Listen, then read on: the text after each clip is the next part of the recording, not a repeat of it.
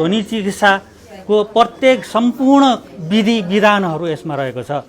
कसरी ध्वनि उत्पादन गर्ने, कसरी रोगीलाई प्रसारण गर्ने र ध्वनि उत्पादन गरेर आफूले कसरी प्रसारण गर्ने, आफू स्वस्थ कसरी बन्ने र अरूलाई पनि स्वस्थ कसरी बनाउने भन्ने यावत कुराहरू यसमा लेखिएको छ।